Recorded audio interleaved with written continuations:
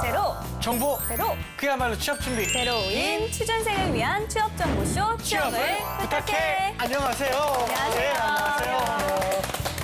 오늘 순서 시작하겠습니다.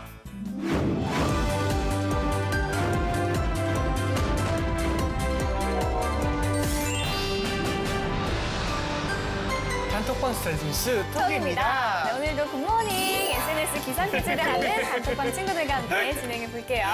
함께 해주실 뇌생남 이시안 쌤 네. 그리고 김예은 학생과 함께하겠습니다. 어서 오세요. 안녕하세요. 안녕하세요. 제 인사가 중독성이 있나 봐요. 그럼요. 대단하시네요. 아, 재밌어요. 이거 한번 해주실래요? 네. 오늘도 굿모닝 한 번만. 네, 오늘도 굿모닝. 아, 이게 잘 맞네. 좋네. 오늘도 세 문제 이상 틀렸을 경우에 진행할 벌칙 네. 공개해 볼까요? 네, 지난주에 했던 거 한 번 더 할게요. 어떤 거죠? 많이 틀리면 재환 네. 오빠, 보미 언니, 시안쌤한테 딱밤만 해요. 딱 좋아요, 좋아요. 우리끼리 몰아때리기로 했었죠? 맞아요. 네네. 대한 씨에게 너무 재밌어요. 몰아서 드리도록 하겠습니다. 알겠습니다. 학생들에게 셀프 벌칙 영상은 저희 방송 마지막에 보여드리겠습니다. 그러면 다 같이 공부 시작해볼까요? 열려라 단톡방! 네, 오늘도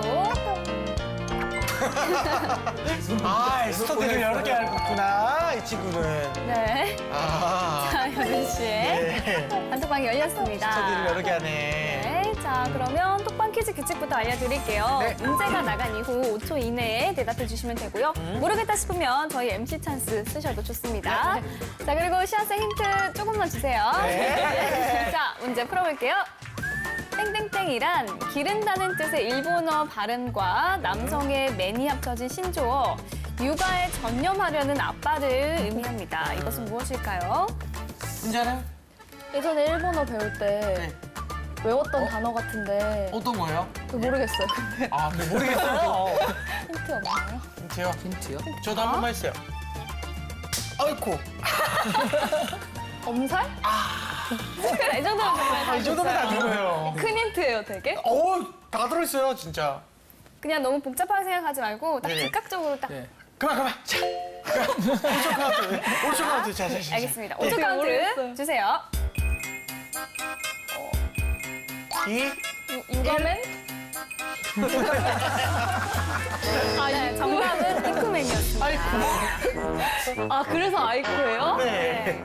전반적으로 저희가 그쵸, 힌트 해주는데 네. 하나도 안 들어요. 그렇죠. 듣질 않아요. 네. 최근에 이게 화제가 된 게 국회의원이 그러니까 국회의원 남자죠. 남자가 육아에 전념하겠다고 국회의원을 이렇게 휴직을 한 거예요. 그러니까 선출직인데 그러면 이게 맞는 거냐 아니냐를 가지고서 이제 이 화제가 되다 보니까 네. 화제가 되는데 실제로 우리나라도 이런 이쿠맨 같은 것들이 없는 게 아닙니다. 그러니까 우리 그 예능 프로그램 아빠 어디가 네. 라든가 아니면 슈퍼맨이 돌아왔다 그런 게 사실은 이쿠맨을 얘기하는 거거든요.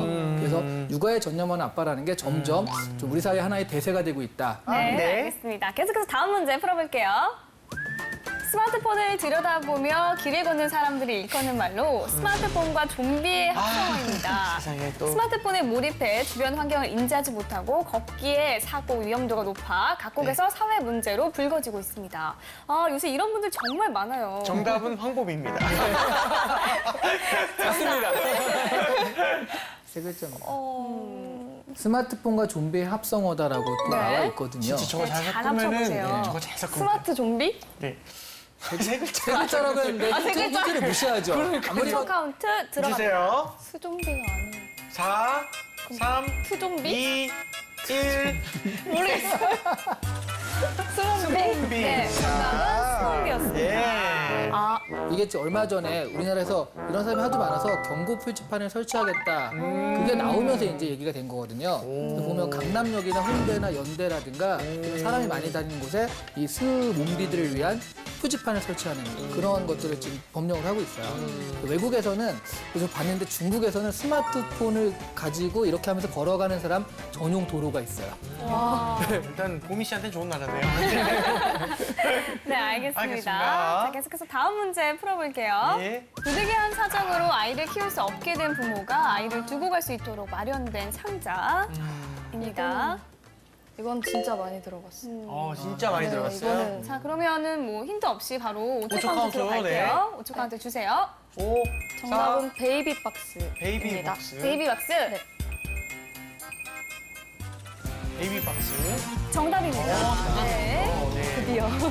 근데 이게 사실은 아이를 유기하는 거를 좀 조장을 하냐 마냐에 좀 논란이 있는 걸로 알고 있어요. 이 베이비 박스가 있기 때문에 유기를 하게 된다라고 한다면 조장을 할 수 있지만 어차피 그렇게 유기할 사람이라면 이왕이면 아이의 생명에서 엿다 유기해달라라는 식의 선의를 가지고 한 거라서 뭐 그 좀 약간의 그 논란성은 있겠지만 네. 저는 약간 좀 필요할 수도 있다라고 봅니다. 알겠습니다. 알겠습니다. 자, 계속해서 네 번째 문제 풀어보도록 하겠습니다. 네. 회사의 작은 부분 전체를 담당하는 총괄 책임자로 회장인 최고 경영자, 사장인 최고 업무 책임자와 함께 3대 최고 경영인으로 분류가 됩니다. CEO, COO와 함께 이 최고 경영인은 누구일까요? CEO의 이자가 네. 이자가 뭐죠? 이기자큐티브. 그렇죠. 네. 그다음에 CO의 O는 오퍼레이팅. 네. 그러면 얘도 그러면 C5일 거거든요. 아유. 너무 많이 했나요? 아유. 그만. 네네. 자, 여기까지 있으면 사실 너무 게 말하시는 거 아니에요? 아, 진짜 여기서 틀리면은 그건 진짜 맞으세요. 예. 이거는, 자, 그럼 5초 카운트 주세요. 4, 것 같은데. 3, CFO? 2. CFO. 정답입니다. 이거 쌤이 맞으세요. 아, 진짜. 아직 하나 펀드 이런 거 생각했는데. 어머. 이거 틀린 건데요. 파이낸셜 뭐 그런 거 파이낸셜. 아니, 다 물어보려면 어떻게 해. 치프 파이낸셜 오피서 해가지고 네. CFO. 자금 담당 책임자니까 상당히 중요한 역할을 하는 거죠. 네. 그런 거 외에도 갖다 붙이는 것도 되게 많아요. 가령 우리 문화 그룹 같은 데서는 CCO라는 게 있어요. CCO 뭔가요? 뭘것 같아요? 카카오인가요? 컨트롤인가요? 그 콘텐츠. 콘텐츠. 중간에 콘텐츠에서 중간에 뭐를 갖다냐에 따라서 좀 이렇게 섞어 부르는 것도 있는데 사실은 정식적인 건 저 세 가지를 네. 얘기합니다. CEO, 알겠습니다. COO, CFO였습니다. 자, 이제 마지막 문제로 벌칙의 여부가 갈리게 됐습니다. 마지막 문제 풀어볼게요.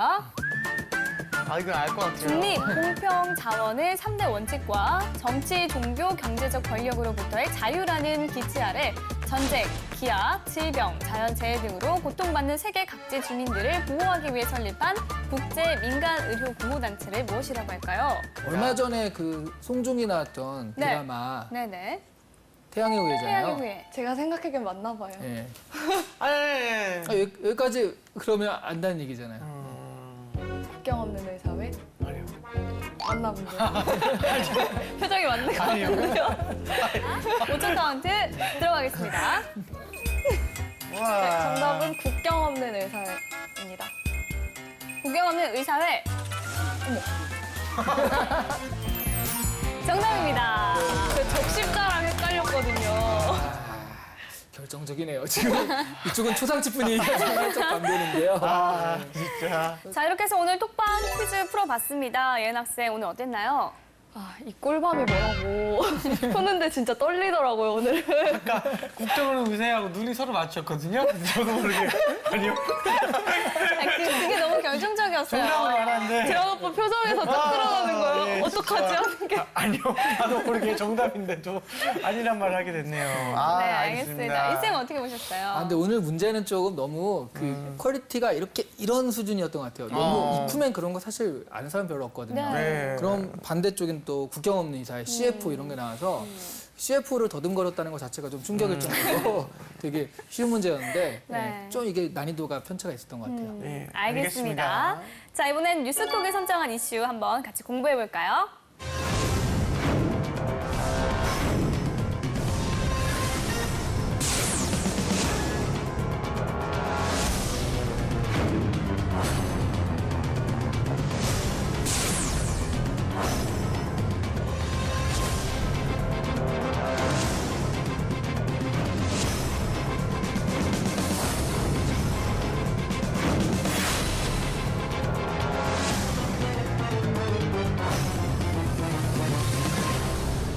네, 오늘의 이슈. 현금이 아닌 카드나 인터넷으로 결제를 하는 무현금 시대가 코앞에 다가왔습니다.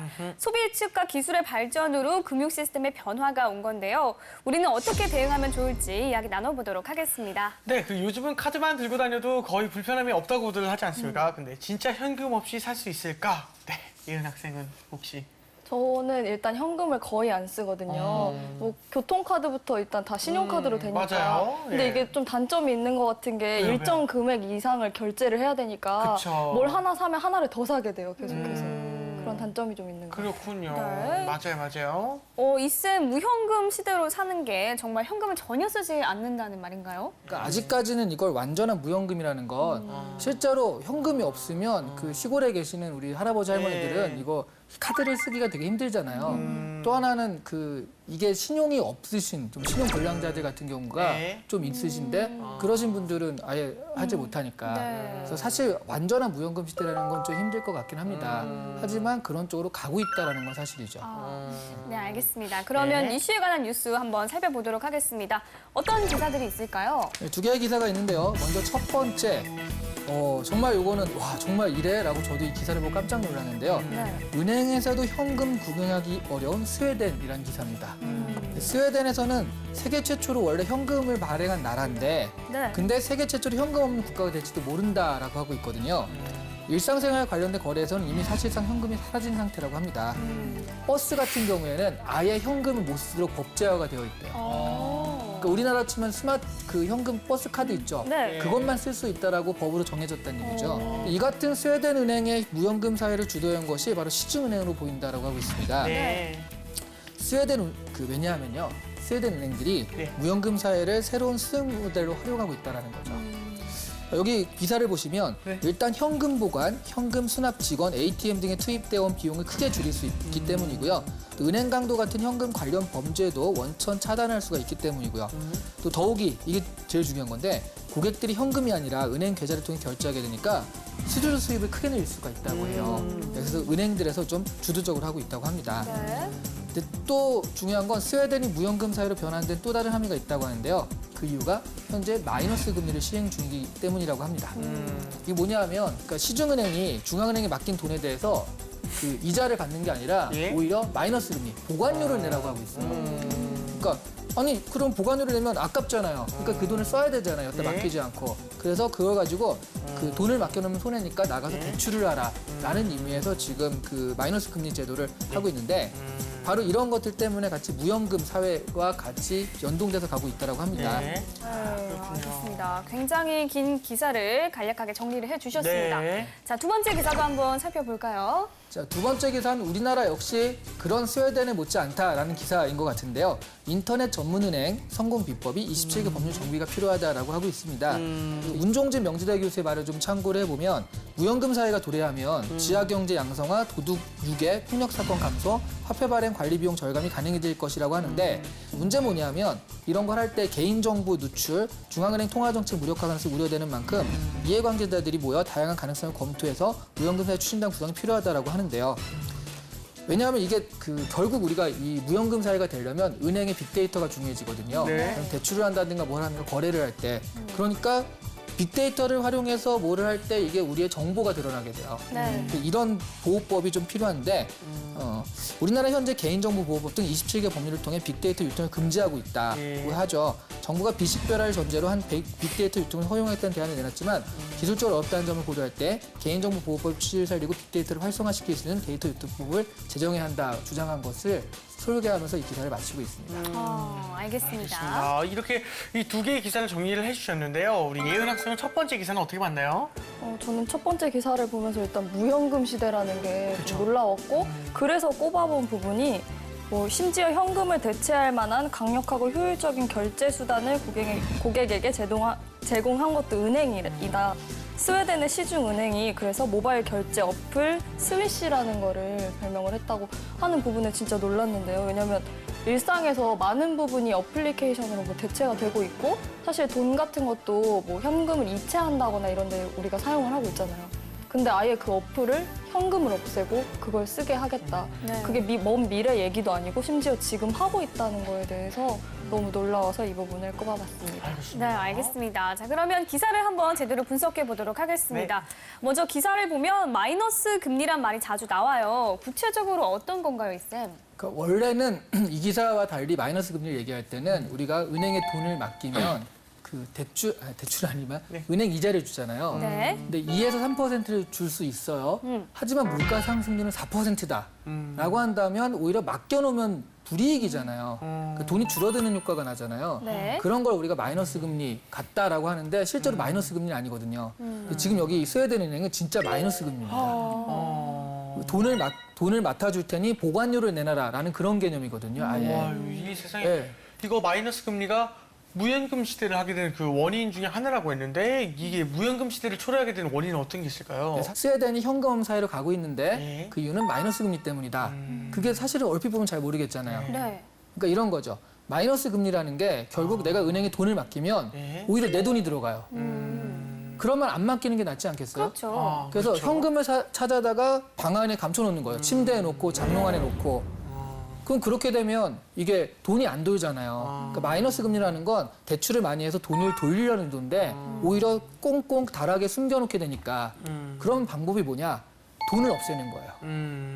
그러니까 찾아가지고 이렇게 하지 못할 정도로 돈을 아예 없애가지고 그 다 이렇게 가상 계좌로만 왔다 갔다 하게 되면 집안에 감춰놓을 수가 없잖아요. 그 은행에만 존재하게 되니까. 네. 그래서 사실은 마이너스 금리를 활용해서 돈을 돌리게 하는 전제 조건이 돈이 아예 없는 사회를 만들어야 된다는 거죠.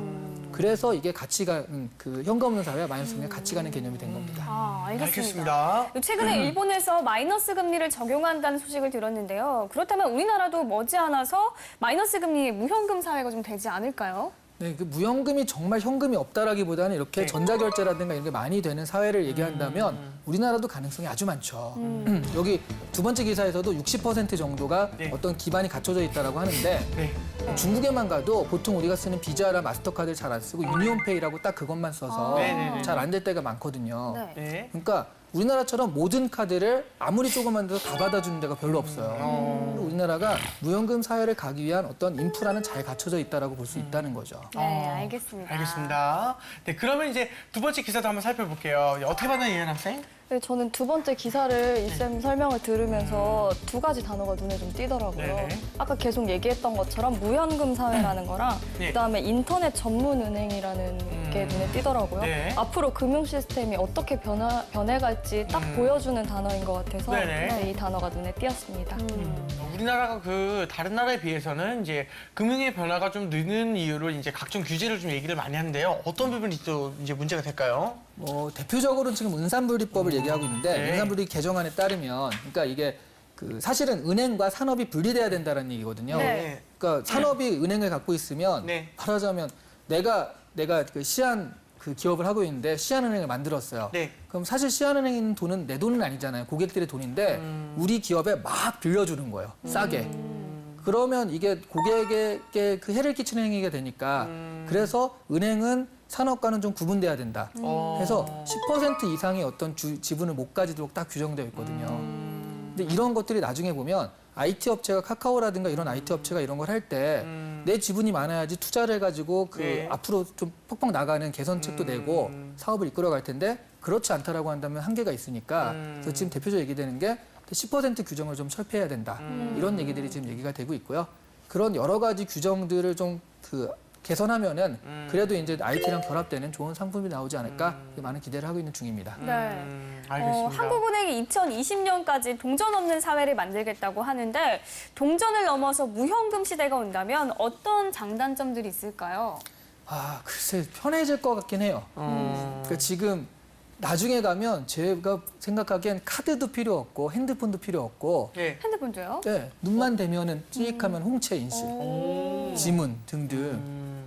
예전에 해서 바코드 같은 거 이런 새기고 다니고 막 그런 얘기들까지 했었잖아요. 맞아요. 네. 그러니까 나중엔 우리 지금 그 페이스북 같은 거 보면 얼굴 인식이 네. 아주 잘 되진 않지만 어느 정도 되잖아요. 해요. 그러니까 이런 것만 가지고 쓱 한 번 하면 아 누구시군요 하면서 그 신용은 얼마가 되겠네요. 와. 이런 사회가 뭐 멀지는 않았다고 봅니다. 그쵸, 이미그레이션도 얼굴 인식하잖아요. 왜요? 아니, 그게 그렇게. 아니, 지한 씨가 영어만 쓰면 되게 신기해 보여서. 이건 좀 신기하네요. 네. 그래서 그런 장점은 분명히 있을 것 같은데 네. 대신 이제 이게 월급장의 단점이라면 너무 다 뻔히 보이는 그러니까 나의 데이터를 너무나 잘 알고 있는 그러니까 누가 마음만 먹으면 실제로 나의 신용 상태나 이런 것들도 금방 알게 되고요. 아. 그런 부분에서 개인 정보라는 부분이 너무나 네. 흘러다닐 수 있는 가능성이 많아서 그런 부분은 좀 우려가 되고 있습니다. 네, 알겠습니다. 자, 이번엔 취준생의 뇌를 섹시하게 만들어볼 시간입니다. 이름하여 이시안의 족보를 열어라! 열어라!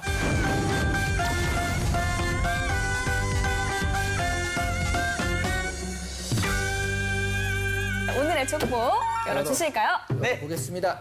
짜자자잔. 짜잔! 세상은 개인정보의 보호와는 양립하기 어려운 이야기다. 새로운 은행 시스템에서는 개인의 정보는 어느 정도까지 오픈되어야 할까?가 주제인데요. 자, 오늘도 실전 면접처럼 진행해 보도록 하겠습니다. 자, 예은 학생 준비됐나요? 네.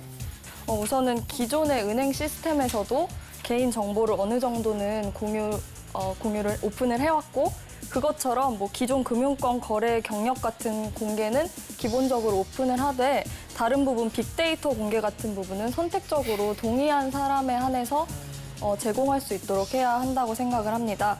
그리고 또 다른 면에서 개인정보를 한번 생각을 해봤는데 사실 얼굴 인식이나 뭐 지문 인식, 홍채 인식 같은 것도 개인의 정보를 개인의 정보를 어쨌든 저장을 하고 하는 부분이라고 생각을 합니다. 하지만 이런 방법을 써서 다른 개인 정보가 오픈되고 도용되는 거를 막을 수 있고 나쁜 점보다는 좋은 점이 더 많을 거라고 생각을 하기 때문에 이런 부분에 있어서의 개인 정보는 오픈되고 또 저장될 수 있다고 생각을 합니다. 한마디로 이제 선택한 사람만 오픈하게 하고 그러니까 뭐 나는 오픈할게요 라는 사람만 오픈하게 하고 안 돼요 라고 하는 사람은 닫아준다 이런 얘기죠. 근데 사실 그런 거죠. 이 편리한 세상이라는 게 그냥 인증 차원의 문제가 아니라 빅데이터의 문제거든요. 네. 정말 맞는 맞춤 정보를 제공한다든가. 근데 그거는 많은 자료를 기반으로 해요. 만약 내가 그런 정보는 이용하고 싶은데 편리한 건 이용하고 싶은데 내 정보는 안 돼라고 한다면 되게 이기적인 생각 아니에요?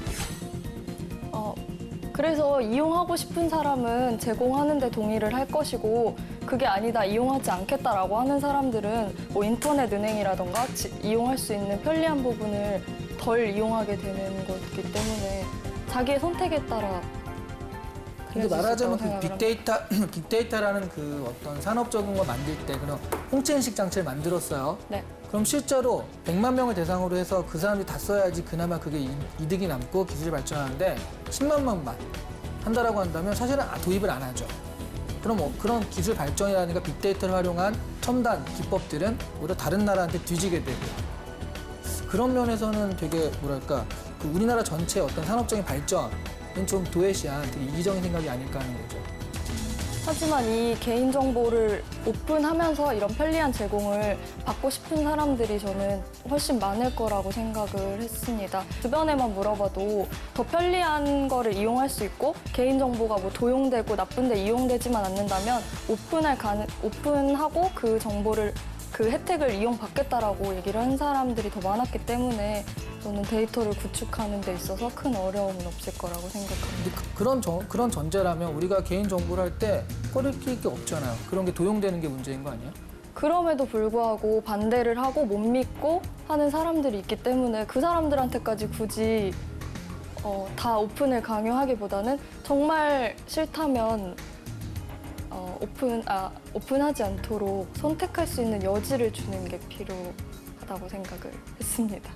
네, 알겠습니다. 그럼 여기까지 해도 될 것 같습니다. 알겠습니다. 여기까지입니다. 그러면 이쌤 이런 유형의 문제는 이제 어떤 기업에서 출제하는지 또는 질문의 의도가 무엇인지 부탁드립니다. 이건 제가 보기엔 토론 면접 같은 데서 오히려 더 잘 나올 것 같아요. 네. 지금도 계속 예은 학생은 자기 생각이 네. 이런 거다. 근데 반대쪽에서 보자면 그러니까 한마디로 이제 데이터는 사실 서로 공유하는 거잖아요. 내 데이터는 안 돼. 무슨 님비 현상도 아니고 딘비 현상이 되나? 그래서 내 데이터는 안 되고 네 데이터만 이용하고 싶어라는 그런 이기적인 그런 생각을 하게 되는 거니까 그래서 그런 부분에 있어서는 뭐랄까 저는 약간 공유라는 측면에서는 자신의 희생도 분명히 필요하다고 보거든요. 근데 그런 부분들을 좀 토론하고 그러다 보다 보면 자신 생각이 좀 드러나니까 토론 면접으로 물어보기 좀 좋은 질문이 아니었나 싶습니다. 네, 그러면 실전이라면 어떻게 답을 해보는 게 좋을까요? 뭐 여기 정답은 없습니다. 네. 정답은 없는데 대신 이제 너무 한 가지 얘기. 그러니까 토론 면접의 핵심은요. 토론 면접에서는 저 사람 이겨먹는 게 핵심이 아니에요. 그러니까 저 사람의 말을 듣고서 그러면 이건 이렇게 한번 생각해보는 것도 괜찮겠네요라고 해서 적절한 합의점, 협의를 찾는 게 중요하거든요. 네. 그래서 자꾸 내 생각만 하지 말고 그 생각을 못 해봤는데 이런 생각을 좀 껴놓으면 이렇게도 생각해볼 수 있겠네요라는 식으로 정리해보면 뭐 좋은 그 토론의 마지막 결론까지 이룰 수 있을 것 같아요. 혹시 그러다 줏대가 없어 보일 수 있지 않을까요? 맞아요. 그 줏대가 없는 게 나을까요? 고집세 보이는 게 나을까요? 사회생활 할 때 둘 중에 하나를 물론 둘 다 안 하고 적절하게 센스 있어 보이는 게 나은데 사회생활 할 때 둘 중에 하나를 구하라 그러면 실제로 고집 센 사람 때문에 팀이 망가져요. 차라리 줏대 없는 사람이 있는 것이 팀 자체를 딱 그 세이브하기엔 좋기 때문에 그래서 둘 중에 하나를 굳이 구해야 된다라고 한다면 특히 팀장 하나가 확고하다면 차라리 그런 사람을 하는 게 낫다라는 거죠. 성공한 사람들 보면 다 고집 센 사람 아닙니까? 팀장 하나. 그 팀장 하나는 그런 사람이고 팀원을 구성할 때는. 근데 네. 우리가 신입사원 주제에 팀장이 벌써 될 수는 없으니까. 맞아요. 네, 알겠습니다. 우리 예은 학생 이쌤의 평가 어떻게 들었나요? 저는 이 오늘 거 준비를 할 때 네. 일단 개인정보의 개념을 어디까지 잡아야 되는 걸까? 그리고 두 번째로 이쌤이 분명히 반박 의견을 주실 텐데 네, 맞아요. 이거를 받아쳐야 하는가 그렇다고 인정을 해야 하는가 아까 말씀하신 것처럼 줏대 없느냐 네. 고집 세느냐 고민을 많이 했거든요. 이쌤 말대로 차라리 줏대 없는 게 나을 것 같고 반대 의견도 또 정리를 해보고 한 번 더 제 생각을 봐야 할 것 같아요. 알겠습니다. 네, 알겠습니다. 자, 이렇게 이쌤의 족보 열어봤고요. 이번에는 우리 단톡방 친구들과 함께 공유하고 있는 주제 한번 알아볼까요? 네, 역시 이번에도 그냥 토론 면접에서 우리가 좀 연습을 해보라고 낸 네. 주제인데요. 그러니까 그 주장을 정해줬습니다. 네. 돈이 사라지지는 않을 것이다라는 취지로 자신의 논의를 한번 전개해보라. 보미 씨가 먼저. 네, 보민 씨 해주세요. 네, 저는 사실 뭐 엄청나게 논리력이 있는 건 아닌데요. 네. 확실하게 말할 수 있는 건 돈은 결코 사라지지 않을 것이다. 왜냐하면 지하 경제가 있기 때문이다. 지하 경제. 네, 우리는 결국 이제 이 수면상에 떠오르지 않는 거래가 어마무시하게 많기 때문에 그 안에는 분명히 디시전 메이커도 포함이 되어 있을 거기 때문에 결국 없어지지 않을 것이라고 생각이 듭니다. 거의 저 연륜은 황여사급의 연륜을 지금 보여주고 계신데요. 네. 소름이 돋네요. 저는 패스하겠습니다. 알겠습니다. 우리 예은 학생 어떻게 생각해요? 저도 사실 보미 언니랑 비슷하게 생각을 했거든요. 이쌤이 지난 시간에 그러셨잖아요. 아무리 기술이 발달해도 아날로그랑 그 발달한 기술이 공존할 거라고. 그래서 공존을 할 거라고 생각했는데 어떤 부분에 공존을 하게 될 것이냐, 어떤 부분에 쓰일 것이냐 생각을 해보니까 자금 추적을 피해야 하는 돈이 반드시 필요할 거다. 어쨌든 다 불법적인 거. 네. 대한민국의 여성들은 왜 이렇게 이게 참 슬프지만 좀 현실적인 부분이 그렇죠, 아닌가 그렇죠. 싶어요. 지하 세계? 지하 경제. 지하 네. 경제. 세계. 아니, 경제. 지하 세계는 어디인가요? 죄송해요. 아까부터 정신이 지하세계를 헤매고 있는 것 같아요, 지금. 어렵네요, 진짜. 네, 알겠습니다. 우리 톡방 친구들의 의견도 한번 살펴보도록 하겠습니다. 네. 자, 오늘부터는 슬기 친구가 함께 할 수 없게 됐는데요. 맞네요. 네, 나머지 친구들의 의견 한번 살펴보도록 하겠습니다. 네. 자, 태희 학생, 현금은 축기금, 부의금과 같이 쓰일 수 있다. 만약에 카드로 이런 역할을 대체하면 지나치게 삭막하다는 느낌을 줄 것이다. 또한 여러 명에서 돈을 나눠낸다든지 다른 국가를 여행할 때 환전이 용이하다든지 하는 장점을 가지고 있기 때문에 완전히 사라지지는 않을 것이다. 다혜 학생, 그 나라 국민들에게는 전혀 문제가 없기 때문에 현금 사용량이 지속적으로 줄어들고 있지만 네. 해외 관광객은 불편함을 겪을 것이다. 네. 관광 명소에서도 노캐시 정책이면 그걸 위해서 그 나라 카드를 만들어야 하는 것은 몹시 낭비다. 그래서 적절한 현금과 카드의 사용이 필요하다. 태수 학생, 디지털이 아날로그를 완전히 대체할 수는 없다. 주고받는 맛, 세는 맛 등 금액을 떠나서 또 다른 가치가 분명 존재한다. 뿐만 아니라 카드 수수료 문제도 있고 나쁜 쪽으로는 비자금이나 뇌물 등 퍽 쏠쏠하게 쓰이기에 결코 돈이 사라지지는 않을 것이다. 자, 그리고 예지 학생, 돈의 기원은 물물 교환, 거래이다. 세상이 발달해도 교류와 거래는 계속 존재할 것이다. 그런 의미에서 거래의 공통수단인 돈은 사라지지 않을 것이다. 네, 네. 의견이 있었습니다. 자, 이현 학생, 학생들의 의견 어떻게 보셨습니까? 저는 여행 얘기가 되게 눈에 띄는데 제가 예전에 여행 갈 때 보니까 물론 네. 모든 국가는 아니었지만 그 우리나라의 체크카드에 돈을 넣으면 네. 그 넣는 동시에 그 제가 있는 해외 국가에서 네. 자동으로 환전이 돼요. 우와. 그래서 현금으로도 뽑을 수 있고 카드로도 쓸 수 있더라고요. 정말 신기합니다. 네, 그래서 이게 만약에 어플로 뭐 현금이 대체되고 이렇게 되면 자동으로 외국 나가면 국가 선택하면 돈이 이렇게 바뀌고 할 수 있게 되지 않을까 싶은 네. 생각이 좀 들어요. 신기하네요. 우리 선생님께서는.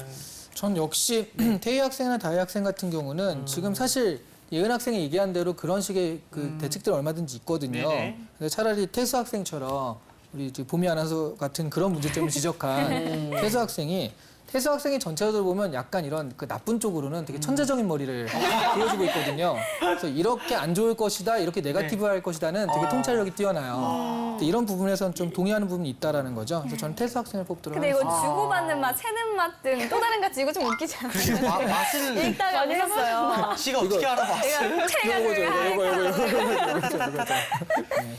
그래요. 네, 알겠습니다. 자, 이렇게 해서 오늘 베스트 댓글 누군가요? 태수 학생이 선정됐습니다. 네, 축하합니다. 축하드립니다. 네, 오늘의 이슈 무현금 시대에 대해서 이야기 나눠봤습니다. 네. 이제 정리를 한번 해볼까요? 무연금 시대가 당장에 오진 않겠지만 네.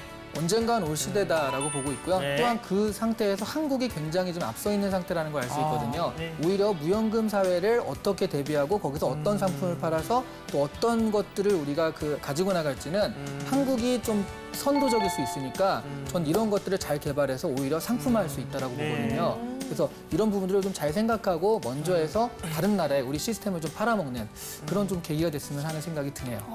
네, 알겠습니다. 예은 학생 오늘 어땠어요? 오늘 들어보니까 진짜 이제 기술이 발달하면서 하다 돈까지도 사라지고 그런 무연금 시대가 진짜로 오고 있는 것 같아요. 그래서 앞으로 어떤 방향으로 변해가고 그게 또 어떻게 산업에 영향을 미칠지 뭐 장단점 같은 거를 오늘 이쌤과 같이 얘기해본 내용으로 정리해보면 진짜 좋을 것 같습니다. 네. 알겠습니다. 네, 오늘 뉴스톡은 여기까지 하고요. 저희는 다음 시간에 다시 톡박 열겠습니다. 감사합니다.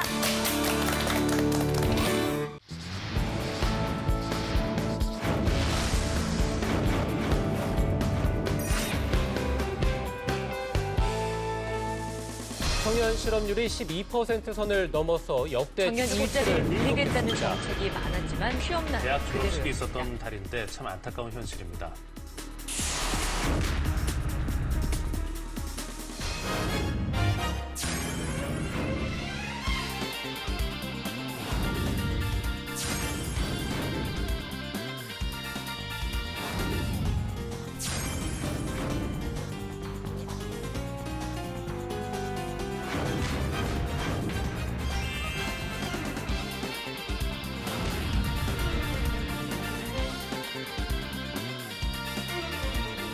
네, 안녕하세요. 네, 안녕하세요. 네, 안녕하세요. 벌써 7월이에요. 아, 덥습니다. 그러니까 네네. 7월과 8월은 얼마나 더울까. 네. 그래도 더우면 좋잖아요. 그렇죠.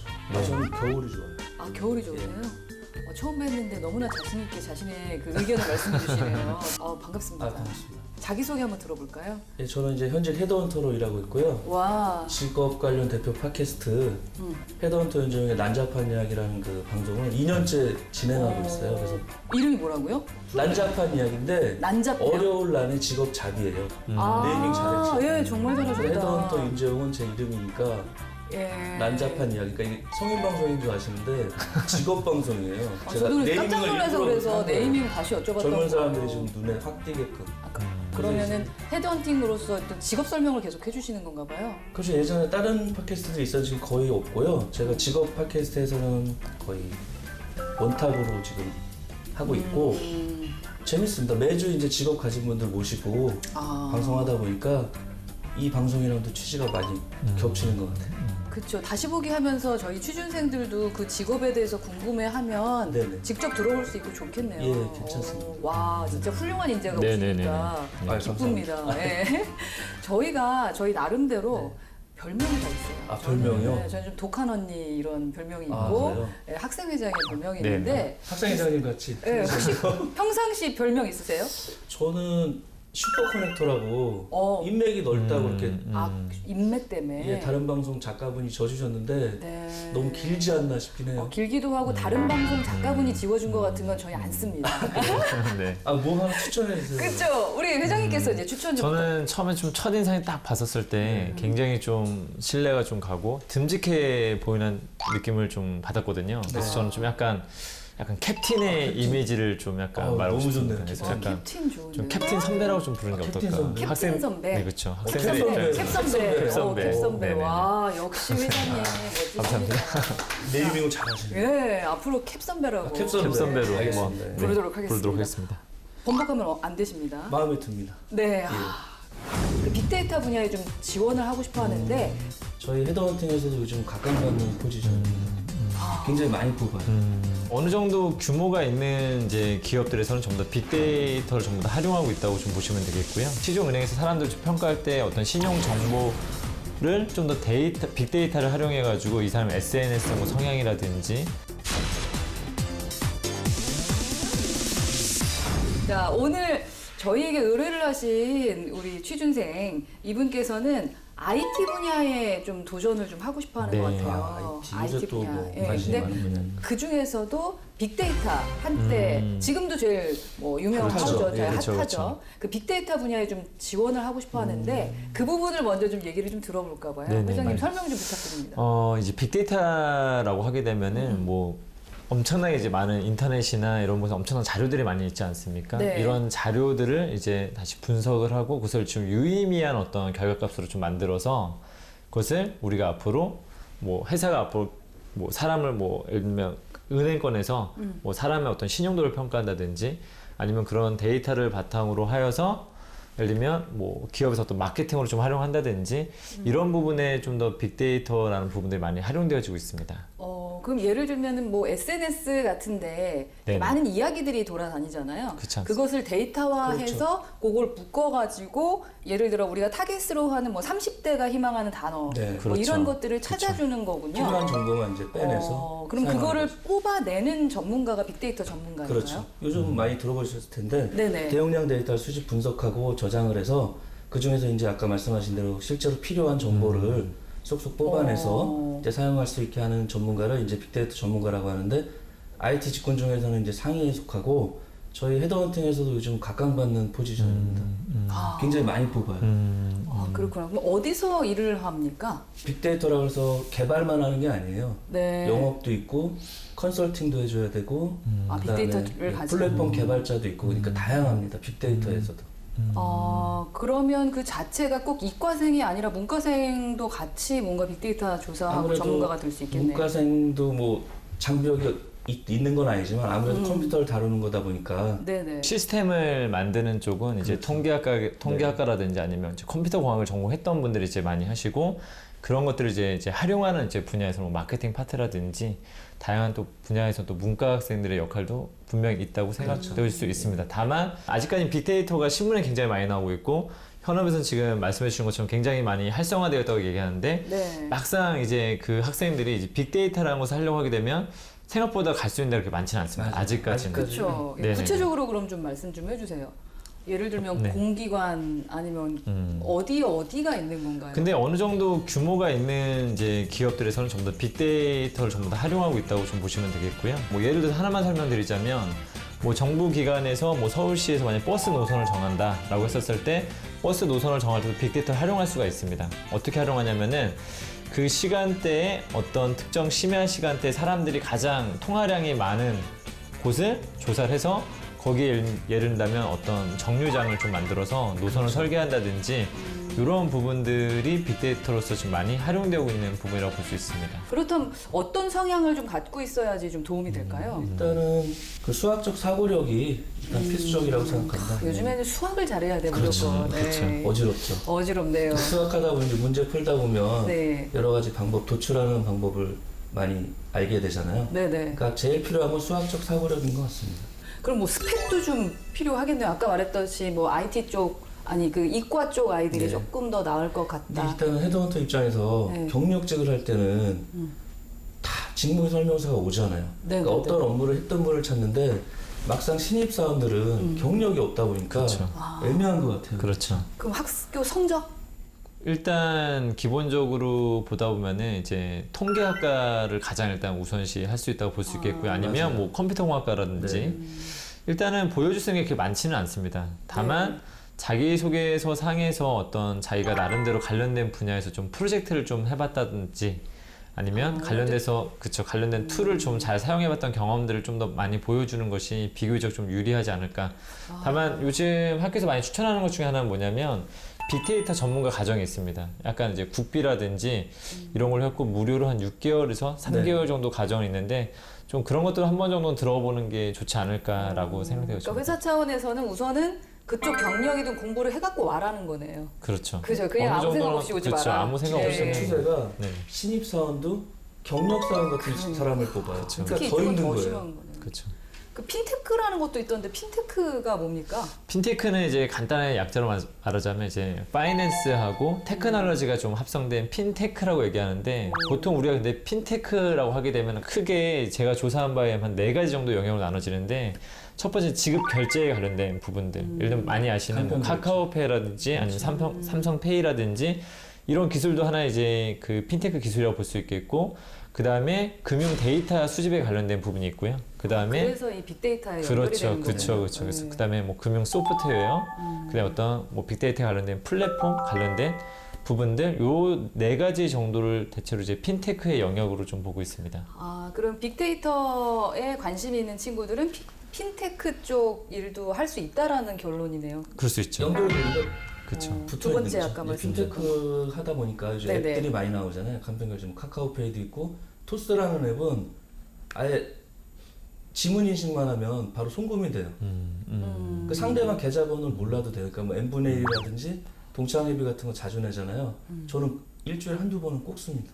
근데 아직까지 이제 지원 안 하는 은행이 한두 군데 있는데 우리 캡 선배님은 보기에는 되게 어른스러우신데 아 그래요? 되게 좀 저보다 있어야 선배인 줄 되는데. 알았는데 보니까 확실히 젊으시구나. 아, 저는 젊은이들의 이거를 진짜 저도 많이- IT 전공이다 보니까 아. SNS하고 이쪽은 굉장히 빠른 편이에요. 저는 아직도 한 번도 안 써봐가지고. 아 그래요? 꼭 써보세요. 네, 요번에 이제 지원하고 싶은 이 친구 IT 업계, 특히 빅데이터를 하고 싶은 이 친구도 아무래도 데이터 수집이 핀테크에서도 가장 중요하니까 아까 회장님이 말씀하셨던 두 번째? 그렇죠. 네, 금융 데이터에 한국에서, 관련된 부분인데 요즘에 뭐 하나 뜨고 있는 산업 중에 하나가 뭐냐면 이제 P2P 사업이 있습니다. 어려운 말 나오는데 P2P 이건 어떤 P2P 건가요? 사업이란 건 결론적으로 이제 퍼스트 투 퍼슨을 말하는데 아. 개인 간의 약간 금융 거래를 지금 예를 들 수 있습니다. 그래서 예를 든다면 뭐 소장님께서 만약에 네. 예를 들면 어떤 그 P2P 회사에다가 만약에 돈을 넣어주기엔 더 많은 좀 일반 은행보다 더 많은 이자를 받을 수 있고 그 돈을 굴려서 다시 일반 개인한테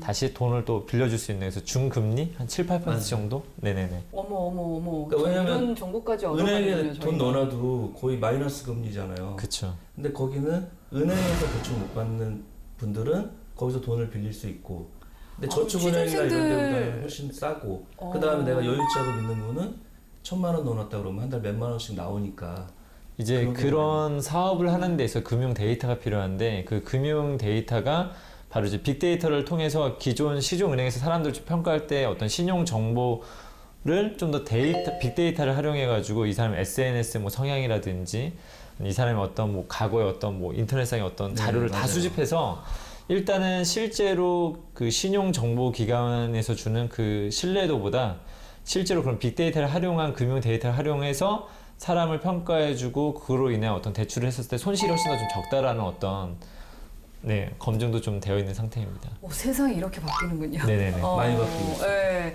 보니까 이쪽에 지원하는 이 친구 보면 기본적인 스펙보다는 전공 쪽이 조금 도움이 되면 좋고 또 기존의 경력들을 좀 쌓아놓다라던가 아니면 뭐 아르바이트를 했으면 좋을 것 같다. 특히 공부를 좀 하고 가야 된다라는 그런 부분들이 있는 것 같고. 그렇죠. 네. 그리고 사회 경험, 특히 신세계 경험을 많이 해야 될 것 같아요. IT 경험. 저 같은 경우 이제 만약에 이 친구 같은 경우는 만약에 설문조사 회사도 많아요. 뭐 일종의 예전부터 하던 빅데이터 개념이잖아요. 그렇죠. 아주 초기 네. 단계의 빅데이터. 설문조사하는 회사에서 뭐 인턴을 했다거나 네. 통계를 해봤다거나 그러면 그건 좀 도움이 되겠죠. 와, 면접 이것도 볼 때. 취준생들한테 도움이 많이 될 것 같은데요. 좋습니다. 진짜 좋은 정보들 많이 주셨고요. 자, 그럼 이제 우리가 직접 이 친구의 지원서라던가 자기소개서를 보고 직접 저희가 또 코멘트를 좀 해주는 시간을 갖도록 하겠습니다. 네네. 햇볕 쨍쨍한 날씨, 방학이 있기에 더욱 기다려지는 여름이 왔습니다. 기말고사를 앞둔 4학년들에겐 캠퍼스에서 누리는 마지막 여름인 만큼 기분이 남다를 것 같은데요. 오늘 면사포가 만날 지원자도 얼마 남지 않은 학교 생활을 충실하게 보내고 있다고 합니다. 네, 안녕하세요.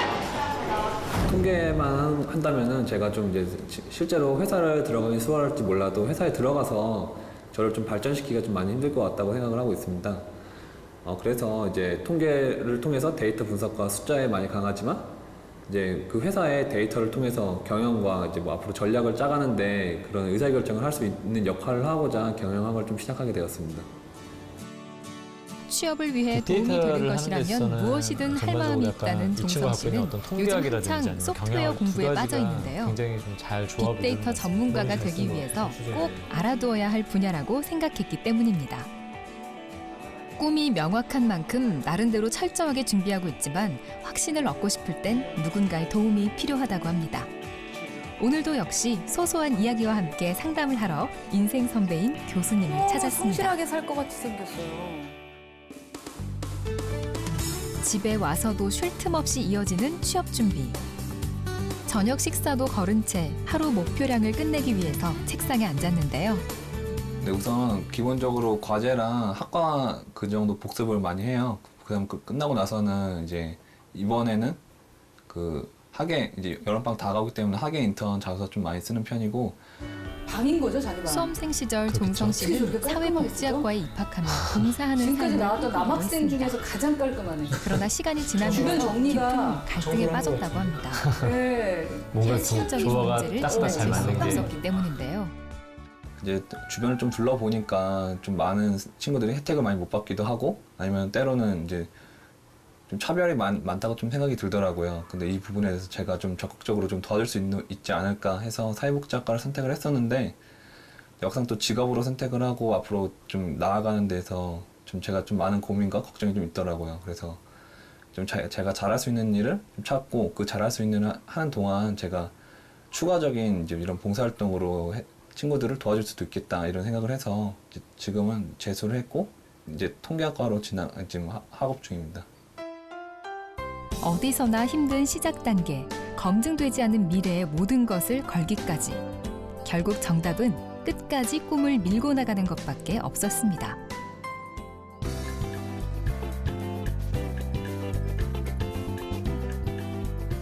학교 수업을 마치고 바람처럼 성수역으로 온 종성 씨. 평소보다 말끔한 차림으로 이곳에 온 이유가 궁금한데요. 성수동엔 무슨 일이에요? 제가 스타트업 하시는 대표님이랑 약속이 있어서 오게 되었어요. 아, 무슨 약속인데요? 제가 빅데이터 분야로 좀 취업을 준비하는 데 있어서 다양한 이야기랑 좀 조언을 구해보고자 오게 되었습니다. 성수동에 지인을 통해 방문하게 된 서울숲 빅데이터 쪽에 회사. 스타트업 기업들이 꿈에 많이 그리던 생겼어요. 빅데이터 전문가를 만날 기회를 얻게 된 건데요. 정말 시장이 많이 바뀐 것 같아요. 스타트업을 막 찾아올 정도로 이곳에서 생각이 많아요. 평소에 지금 궁금했던 흔들어진 점을 기준으로 봤을 물어볼 때는 대기업 예정입니다. 출신들이 스타트업으로 많이 옮겨요. 왜냐면 로켓처럼 빅데이터의 될 무한한 수가 있기 가능성과 때문에 잠재력, 회사 생각하지 분위기도 못했던 수평적이고. 정보까지 접하며 많은 도움을 받았다는 종성 씨. 오늘을 기점으로 취업에 한 발자국 더 다가선 기분을 느꼈다고 하는데요. 면사포를 통해 면접의 기술까지 익혀 취업 준비에 박차를 가할 예정이라고 합니다. 네, 이제 제가 앞으로 취업을 준비하니까 면접에 있어서 제가 어떠한 모습을 보이고 있는지 혹은 이제 사람을 대할 때 어떠한 표정과 태도를 취하고 있는지 이런 거 확인해보고 싶고 이제 제가 이제 정한 이런 빅데이터라는 길에서 제가 자신을 갖고 확실히 나아가고 있는지 확인해보는 좋은 기회가 되었으면 좋겠습니다.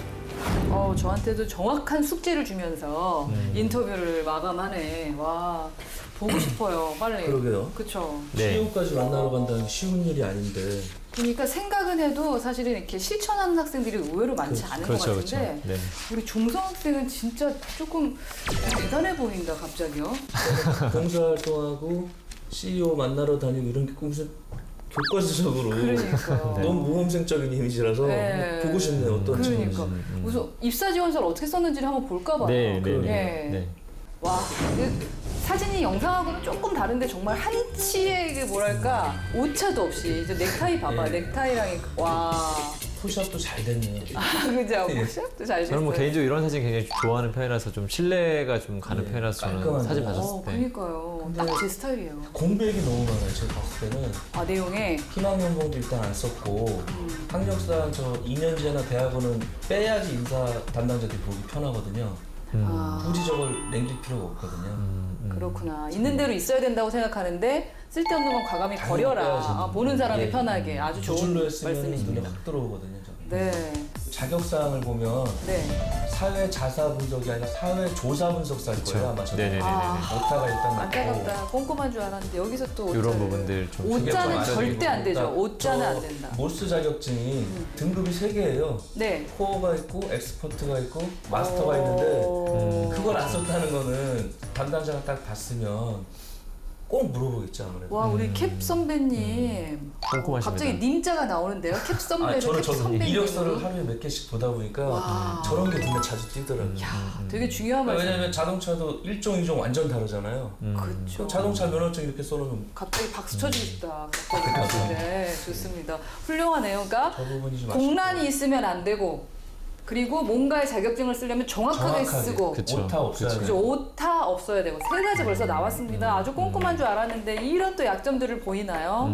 근데 저는 컴퓨터 활용 능력 부분에서 좀 파워포인트 부분 좀 중요하다고 생각이 좀 약간 아쉬운데 아마 이 친구가 나중에 빅데이터 관련된 부분에서 일을 하더라도 관련된 부분에 대한 이제 문서를 만든다든지 뭐 빅데이터 관련된 부분들을 좀 시각화해서 보여준다든지 이렇게 문서를 활용할 수 있는 부분들이 굉장히 많을 수 있기 때문에 이런 부분에서 이왕이면 좀 중이라고 말한 것보다는 좀 상으로 좀 표기를 하는 게 좀 어떨까? 좀 아쉬운 것 같아요. 그렇죠. 아쉬운 건 좀 약간은 다시 본인이 그 준비하는 기간 동안 배워도 충분히 할 수 있는 부분이기 때문에 좀 그렇게 좀 한번 수정 보완해봤으면 어땠을까라는 생각이 좀 듭니다. 그러니까 준비하는 동안에 상을 만들라는 얘기지 그렇죠. 거짓말을 그렇죠. 하라는 그렇죠. 얘기는 아닌 거짓말하라고 겁니다. 할 우리는 수는 없죠. 거짓말을 하고 얘기하지 그렇죠, 않습니다. 그렇죠, 그죠? 네네. 저걸 상으로 만들어라. 그렇죠. 그 얘기라는 거를 그렇죠. 우리 취준생들이 확실하게 알아주셨으면 모스 좋겠습니다. 네. 자격증이 엑셀, 파워포인트, 워드 자격 시험이에요.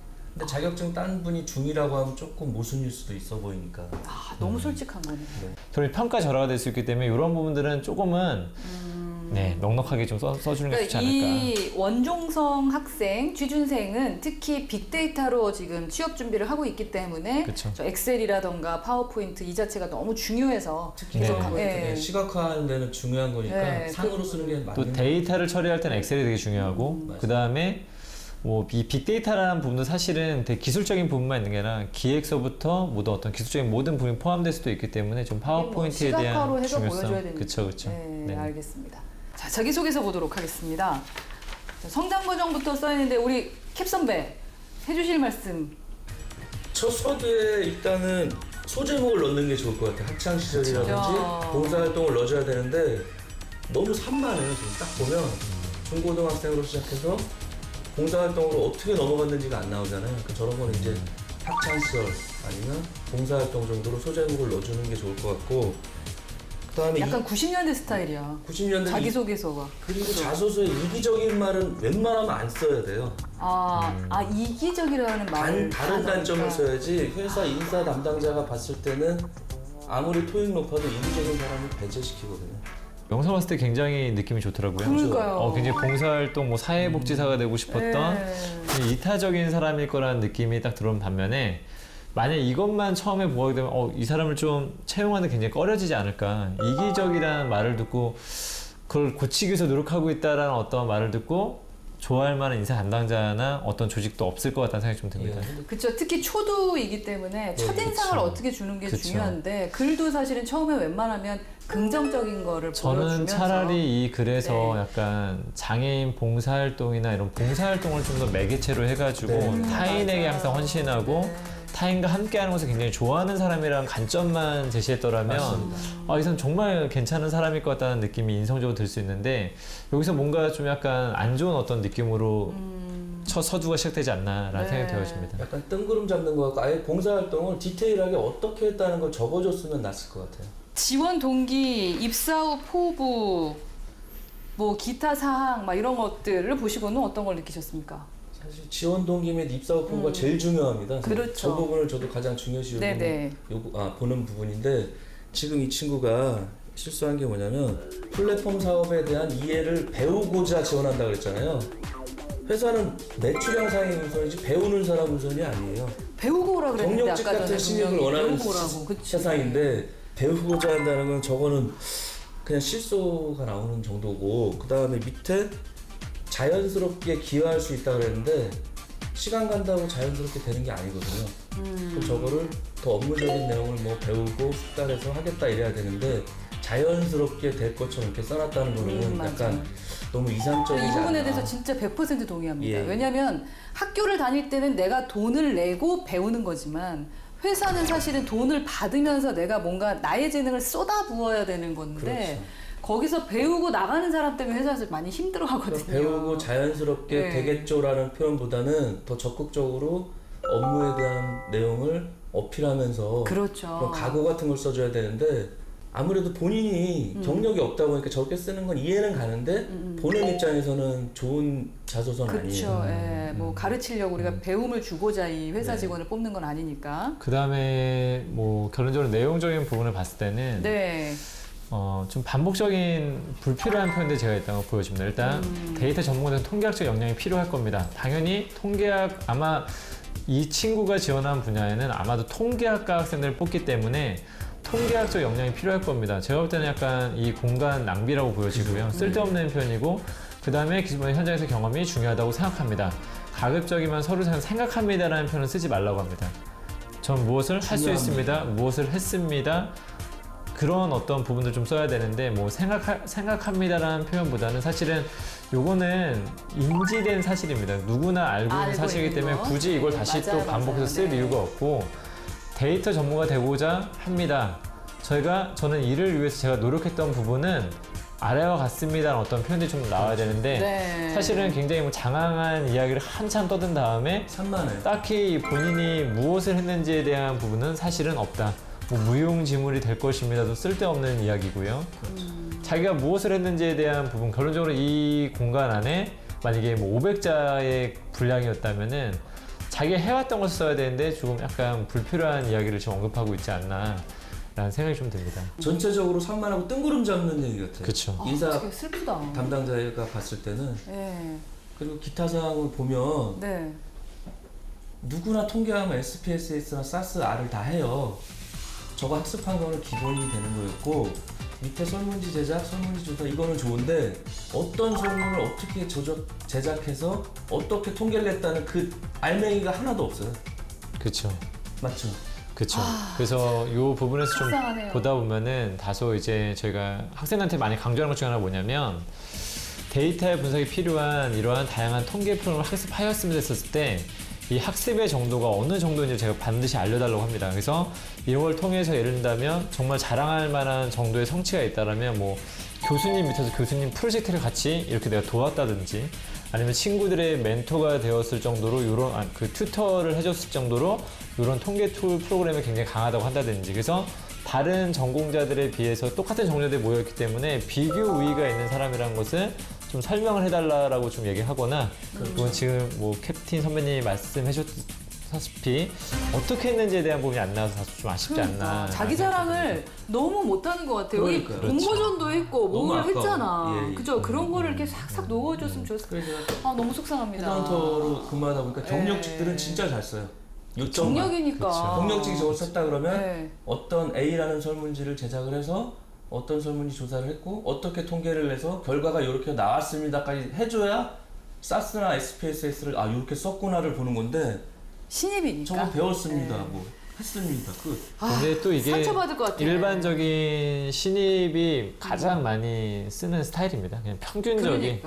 그러니까 우리 면사법에 나온 거죠. 그렇죠. 더 완벽해지기 네네네. 위해서 나온 거니까요. 네네. 좋은 얘기 전반적으로 이제 진짜 좋은 얘기를 많이 해줬어요.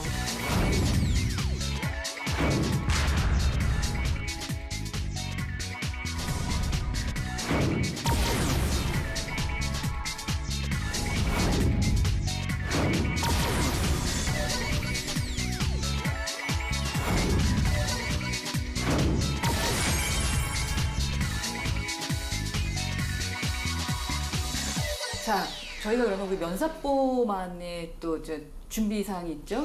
1분 스피치를 꼭 이 네. 친구가 준비를 해야 되거든요. 궁금하네요. 네, 1분 들어보고 스피치를 싶어요. 보면서 글과는 또 어떤 사뭇 다른 모습을 보여주는지 네네네. 한번 확인하도록 하겠습니다. 안녕하십니까. 저는 핀테크 분야의 빅데이터 전문가를 희망하는 원종성입니다. 데이터의 매력은 통계 공부를 시작하게 핀테크 되면서 쪽으로. 알게 되었습니다. 이런 데이터 분야의 역량을 키우고자 자격증과 공모전을 통해서 다양한 시도를 해보았고 하지만 막연하게 생각하던 취업 방법과 과정을 좀 알아보고자 방송 출연을 하게 되었습니다.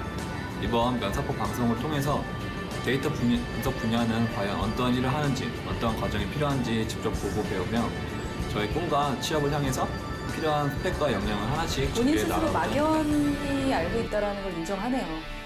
그럴 수밖에 막연하다는 없죠. 건. 일단 예. 경험이 없으니까. 예, 되게 겸손한 친구인 것 같아요. 이 친구는 예. 글로 보는 것보다 직접 보는 직접 보는 게 나은 것 같아요. 같아요. 근데 우선은 문서가 통과를 안 하면 직접 그렇죠. 볼 수가 없으니까. 그렇죠.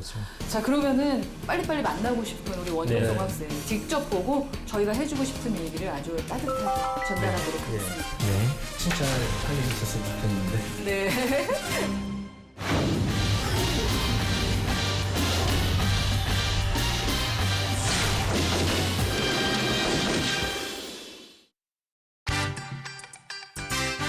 너의 취향을 저격해주마. 취향 맞춤 기업 정보 톡. 취향 저격 이 회사는 어때? 안녕하세요. 안녕하세요. 안녕하세요.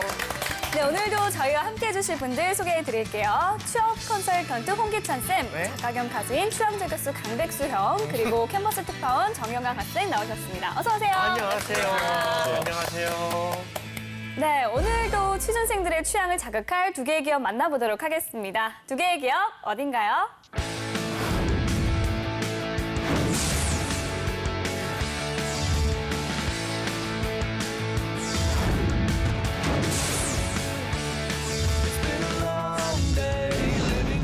It's been a long time since I felt so sick. I took a long walk straight back home. I could have walked back to San Francisco. I used to long for time alone. I used to long for a place of my own. And I'm losing faith in everything. I'm lost, so lost, I'm lost at sea. You see, yeah.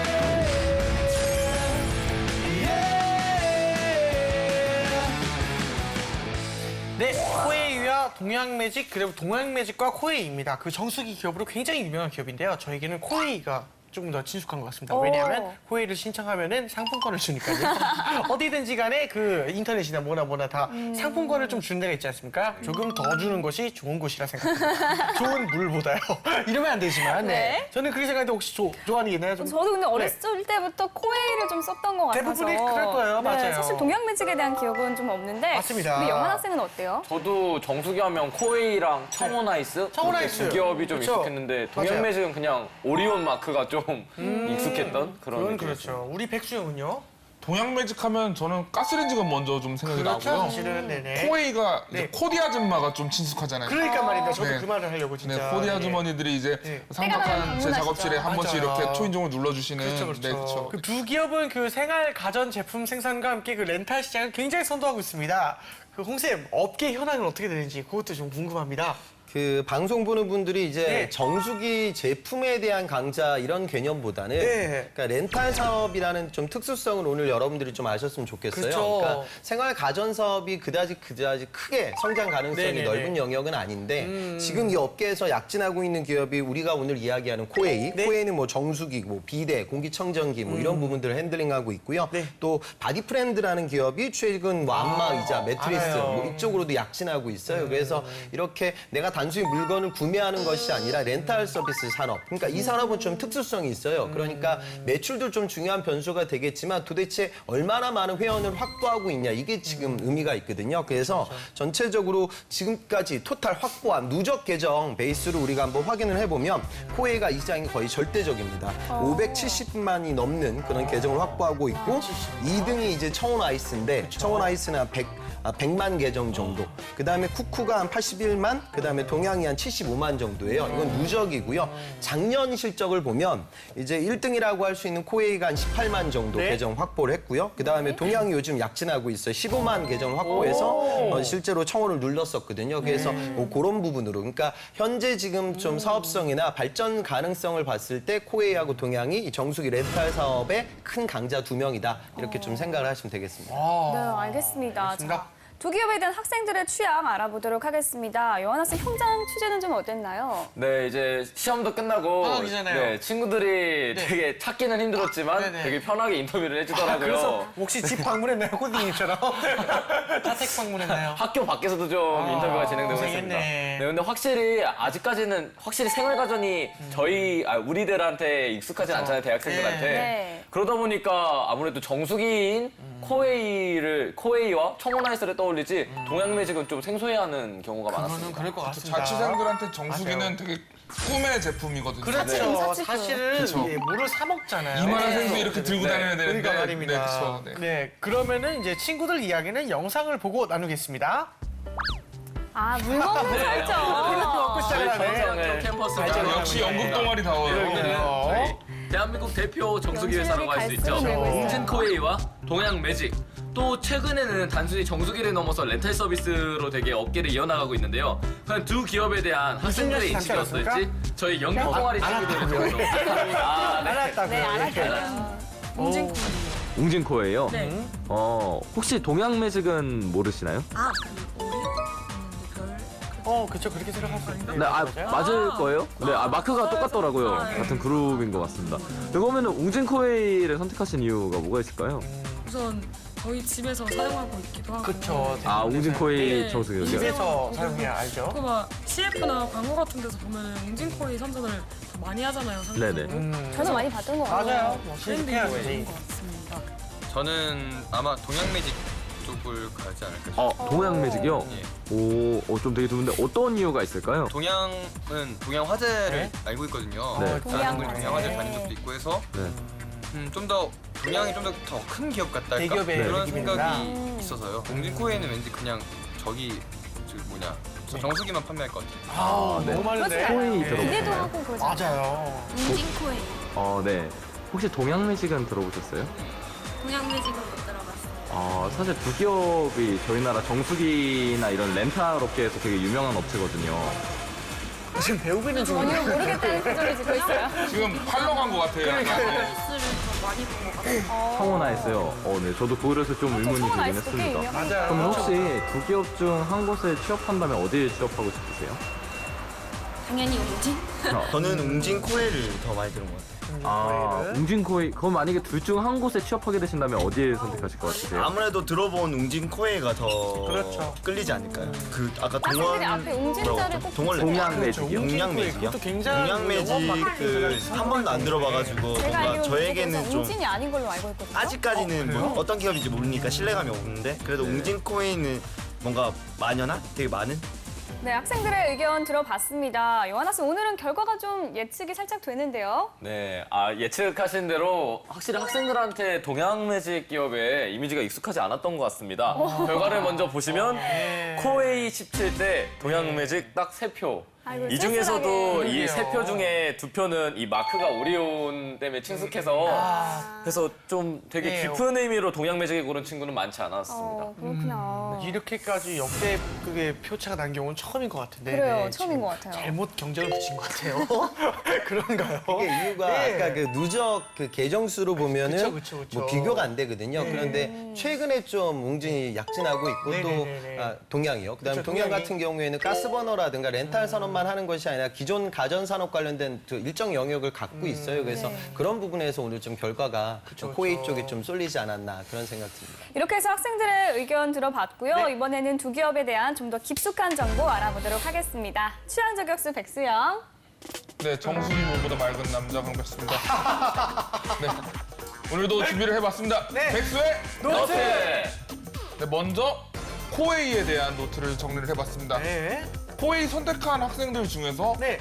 웅진이라는 이 큰 기업 이름 때문에 선택한 학생들이 많은 것 같더라고요. 네. 근데 오늘은 그 환상을 좀 깨면서 시작을 해보겠습니다. 왜죠? 코웨이는 더 이상 웅진 아닙니다. 정말입니까? 네, 웅진 그룹이 법정 관리에 들어가면서요. 빚이 생겼잖아요. 네. 그 빚을 이제 코웨이를 팔아서 갚았다고 하더라고요. 그래서 지금은 이제 코웨이가 웅진께 아닌 걸로 제가 알고 있어요. 그러면 코웨이는 코웨이예요? 코웨이는 코웨이입니다. 너무 저는 너무 알고 충격- 있었어요. 그래요? 네. 미안한데. 그렇군요. 예. 너무 신기해. 전 당연하게 웅진 코웨이 생각했는데. 네. 근데 혹시 그러면 이제 더 이상 웅진 코웨이가 아니라 그냥 코웨이에 대해서 자세히 한번 설명 부탁드립니다.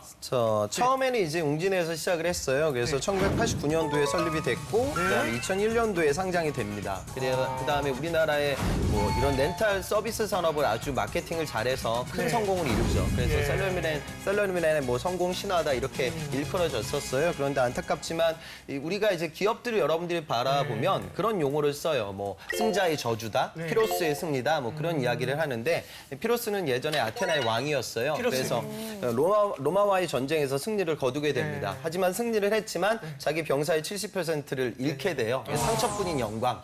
M&A 시장에서 내가 아주 공격적인 경영 전략을 구사해서 그 회사를 이제 쉽게 말해 매입을 했는데 피를 너무 많이 흘려서 내가 좀 저주에 빠지는 케이스. 경영단에서는 아주 비일비재하거든요. 그러니까 그런 좀 안 좋은 상황들을 겪다가 그 2013년도 이때 웅진그룹에서 코웨이가 떨어져 나오게 됩니다. 그다음에 사모펀드 펀드 그러니까 MBK 파트너스에 지금 포함이 돼 있어요.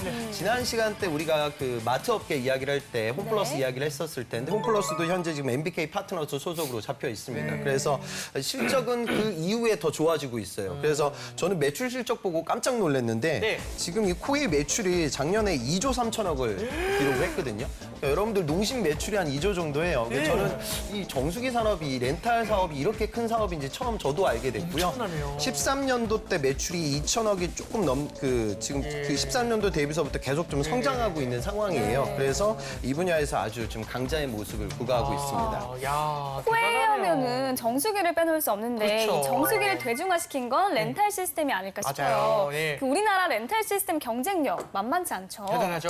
그러니까 이게 실제로 98년도에 혁신적인 마케팅 기법으로 렌탈 비즈니스 개념을 업계 최초로 도입을 하게 돼요. 그래서 아까 이야기가 나왔지만 전문가, 그러니까 정수기 전문가, 코디라는 개념을 좀 활용을 해가지고 이 렌탈 서비스의 강점은 두 가지 정도 있습니다. 우선 소비자 관점에서는 초기에 내가 많은 돈을 들이지 않고 고가의 정수기를 쓸 수 있게 되잖아요. 그러니까 98년도라고 하면 그 당시 IMF 시즌이었기 때문에 이렇게 고가의 정수기를 구매하시는 고객들이 많지 않았어요. 그러다 보니까 이게 초기 시장 진입에 아주 좋은 매개체가 됐던 게 렌탈이고요. 그다음에 두 번째는 이 정수기라는 제품의 특징을 우리가 한번 눈여겨봐야 돼요. 한번 내가 사고 그다음에 휴대폰처럼 개인적으로만 쓰는 전자제품이 아니에요. 위생 문제가 굉장히 중요하기 때문에 사후 관리적인 요소가 강합니다. 그래서 그런 부분들을 내가 물건 구매하고 끝나는 것이 아니라 부가적인 서비스를 지속적으로 받을 수 있는 그런 강점이 있죠. 그리고 이거는 좀 물건 판매하는 사람 관점에서도 강점이 있는 이유는 그 고객들과 지속적으로 소통을 할 수 있다는 강점이 있고요.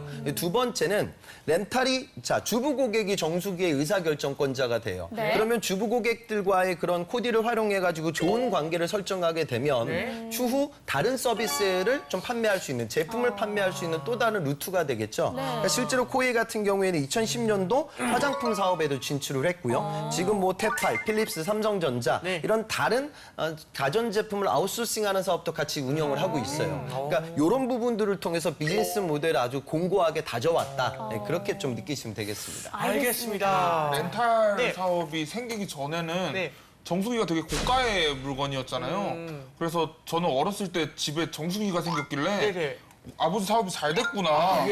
집이 부자가 된 줄 알았어요. 그렇죠. 거기다가 이거를 관리해주는 아주머니가 계속 오시는 거예요. 그래서 야 우리 집 굉장해졌구나 했는데 이게 나중에 렌탈이라는 사실을 알고 굉장히 좌절에 빠졌었던 기억이 있네요. 그랬군요. 네, 알겠습니다. 별걸 다 갖고 좌절을 하십니다, 여기. 좀 그냥 공부 안 해도 되는 줄 알았어요. 네, 좌절하지 말고 우리 백세의 노트 다음 장도 한번 볼까요? 코웨이가 세계적인 굴지의 기업으로부터 표를 받았습니다. 바로 애플의 표를 받았어요. 장난 아니네요. 장난 아니죠, 그렇죠? 뭐죠? 코웨이가 최근에 사물 인터넷을 활용한 그런 제품들을 주력을 했거든요. 근데 마침 이제 애플은 요새 관심사가 또 스마트홈, 홈킷이라고 불리는 그런 스마트 플랫폼을 좀 개발하고 있는데 연동하는 협의를 이제 진행을 하고 있다고 하더라고요. 대단하네요. 와, 진짜 그 애플이 이제 국내 가전 시장에 관심이 있을 줄은 전혀 몰랐네요. 협의가 만약에 잘 진행됐다면은 코웨이의 경쟁력이 세계적으로 이제 높아진 걸 텐데 그런 걸까요? 실제로 이제 애플에서 실제 먼저 뭐 제안을 했다 뭐 그런 이야기가 돌아요. 그리고 현실적으로 애플이 스마트폰 홈 분야에서 국내 기업들과 처음으로 협업을 하는 케이스가 될 겁니다. 그러니까 그 이유는 저는 그런 것 같아요. 최근에 그 코웨이의 전략혁신본부장 인터뷰를 보면 수많은 고객들이 있잖아요. 500만이 넘는 계정이 있어요. 그럼 그 계정별로 여러 가지 데이터들이 있겠죠. 수질, 또 공기청정기. 그러면 이런 고객 데이터, 결국 이 플랫폼 비즈니스라는 건 누가 더 많은 데이터를 확보하고 있느냐 이거예요. 그러니까 이걸 활용해가지고 향후 벌어질 수 있는 비즈니스 모델을 우리가 예측할 수 있거든요. 그러니까 IoT라는 이 사물 인터넷은 이런 이종 산업 간의 협업을 우리가 가능하게 만듭니다. 그러니까 애플은 여러분들 알고 있는 뭐 아이폰에 대한 매출 비중이 절대적인 회사인데 이런 기업들이 IT 인프라를 구축하기 위한 노력을 하고 그러기 위해서는 고객들의 데이터가 필요해요. 그럼 그 데이터가 널려 있는 그냥 웹상의 정보들 외적으로도 이런 수질이라든가 공기와 관련되는 부분들을 이해하게 되면 향후 애플 입장에서는 또 다른 비즈니스 모델을 창출할 수가 있겠죠. 그래서 미래 사업을 좀 확보하기 위한 그런 자양분을 확보하기 위한 애플의 노력이 아닐까. 또 이런 기회들이 또 우리나라 또 코웨이 기업에도 좀 약진할 수 있는 또 글로벌 시장에 나아갈 수 있는 좋은 기회가 될 것 같습니다. 아우, 알겠습니다. 네. 자, 그러면 이번에는 동양 매직에 대해서도 한번 알아볼까요? 코웨이의 이제 두 개의 노트를 실현과 극복으로 준비를 했잖아요. 네. 이번에도 좀 실현을 먼저 좀 말씀을 드리겠습니다. 네. 동양 매직 하면은 이 얘기를 빠뜨리기가 어려워요. 어떤 거죠? 동양그룹 사태입니다. 이게 뭔지 자세히 모르겠는데 뭐예요? 2013년에 많은 투자자들을 이제 통곡하게 만들었던 그런 사건인데 동양그룹 전체가 흔들렸던 그런 커다란 사건이죠. 근데 그런 부분에 대한 이제 자세한 이야기는 우리 홍기찬 선생님이 계시니까 그렇죠. 네, 그렇죠. 저한테는 너무 어려운 일이에요. 예. 그런 일이 저는 싱어송라이터거든요. 네, 그래서 그렇죠. 그래서 취업 컨설턴트 홍기찬 선생님께서 홍세프에서 싱어송라이터로 계시면서 그렇죠. 부탁드립니다. 그 동양 사태를 보면서 여러분들 좀 취준생들이 그런 걸 느꼈으면 좋겠어요. 가장 못된 기업은 어떤 기업일까요? 그러니까 최근 뭐 매스컴의 회자가 되는 롯데 안 좋은 부분, 그다음에 경영 비리, 또 대우조선의 이런 뭐 배임 횡령 이런 것도 굉장히 안 좋아요. 하지만 정말 사라져야 될 기업은 망하는 기업입니다. 그러니까 기업은 돈을 벌기 위한 집단이거든요. 기업이 돈을 번다는 건 법인세도 낸다는 소리고 우리나라 부가가치 창출에도 도움을 준다는 소리죠. 그래서 물론 뭐 우리나라 기업들, 대기업들이 실수하는 부분들을 제가 편드는 건 아니지만 더 중요한 건 존립 자체가 가장 중요합니다. 동양 사건을 보면 그 당시 굉장히 좀 피해 많이 봤던 소비자들이 많아요. 그래서 우리가 얘기하는 동양 매직하고 역사를 결부지어서 한번 제가 살펴보면 우선 그 시발점은 1985년도에 동양 시멘트 그룹 내 기계사업부가 출범을 하게 됩니다. 그리고 86년도에 가스 오븐레인지를 이제 출범을 시키고요. 그다음에 92년도에 동양 시멘트에서 분사를 하게 돼서 동양 산업기계라는 기업으로 이제 출범을 하게 돼요. 가전사업이 본격적으로 시작이 되는데 2013년도 아까 이야기가 나왔던 동양그룹 사태가 펼쳐집니다. 그래서 이 사건 때문에 자금난을 겪던 동양그룹의 많은 기업들이 워크아웃 상태로 넘어가게 되고 그다음에 실제로 한 4만여 명의 개인 투자자들이 기업 어음이라든가 회사채 이런 파이낸싱 관련된 경제적 피해를 많이 입게 돼요. 그러면서 이제 회사에서 떨어져 나오게 되고요. 다시 2014년도 7월에 동양그룹 사태 이후에 매직 홀딩스 그러니까 농협과 그다음에 글렌우드 컨소시엄이라고 할 수 있는 사모투자 펀드에 이제 경영권이 넘어가게 됩니다. 그 이후에는 지금 안정적으로 또 기업이 성장을 하고 있어요. 그래서 오늘 어찌 보면 두 기업의 공통 분모가 그러니까 웅진으로 알고 있는 코웨이도 사모펀드에서 운영을 하고 있고 동양이라는 그룹 타이틀로 여러분들 쉽게 인식할 회사 또한 어찌 보면 사모투자펀드에서 운영을 하고 있어요. 그리고 이렇게 경영권이 넘어간 이후에 오히려 양사가 좀 발전하고 있는 모습을 보여주고 있다. 그래서 아주 좀 특수한 상황의 경영 사례를 오늘 방송을 통해서 여러분들이 좀 느낄 수 있는 시간인 것 같습니다. 최근에 동양 매직을 매각한다는 소식이 있던데 자세히 좀 알아볼까요? 근데 이제 그런 부분이 있죠. 그러니까 사모펀드의 특징은 사모펀드는 이제 투자자의 자금을 받아가지고 결국 이익을 창출하는 집단이거든요. 아까 얘기했던 MBK도 지금 뭐 홈플러스 인수하고 나자마자 바로 뭐 매장들 매각한다. 그래서 기업이 영속적으로 발전하는 데 있어서 부정적 요인을 야기한다. 이렇게 부정적으로 좀 주장하는 분들도 계시거든요. 근데 어찌됐든 지금 현재 좋은 값을 받고 또 기업이 또 경영권이 넘어가게 되고 또 안정적인 투자처를 확보하게 돼서 또 지속적으로 성장할 수도 있거든요. 그래서 현재는 이제 물건이 나와 있다 그렇게 생각을 하시면 돼요. 네. 그래서 아까 말씀드린 글렌우드 프라이빗 에쿼티라는 회사에서 제한적인 경쟁 입찰 방식을 통해서 매각을 추진하고 있는 상황입니다. 그래서 우리가 좀 더 지켜봐야 될 부분이 되겠죠. 네, 알겠습니다. 네, 그럼 백세의 노트 다음 장도 한번 볼게요. 화려하게 동양 매직은 부활을 하고 있습니다. 네네. 그 중심에는 바로 슈퍼 정수기가 있습니다. 슈퍼 정수기? 네. 혹시 뭔가요? 네, 요새는 정수기도 저처럼 작고 귀여운 정수기들이 좀 대세예요. 네, 그래서 거짓말이 되세요? 네, 이런 작고 귀여운 정수기들이 이제 직수형 정수기라 그러거든요. 그러니까 물탱크가 없어요. 네네네. 그런 정수기가 인기인데 물탱크가 없다고? 아, 그럼 바로 써서 이렇게 내리는. 바로 나오는 거 그것도 제가 싱어송라이터라 가지고. 네. 알겠습니다. 네. 코웨이에도 같은 형식이 있지 않나요? 그것도 제가 싱어송라이터거든요. 네. 근데 어쨌거나 지금 최고 인기는 동양 매직 그 직수형 슈퍼 정수기가 최고 인기인 걸로 알고 있어요. 저희 고모한테도 저희 이거 방송 준비하면서 아, 고모는 싱어송라이터 아니에요? 네, 고모는 자영업자인데요. 고모는 자영업자시니까, 네.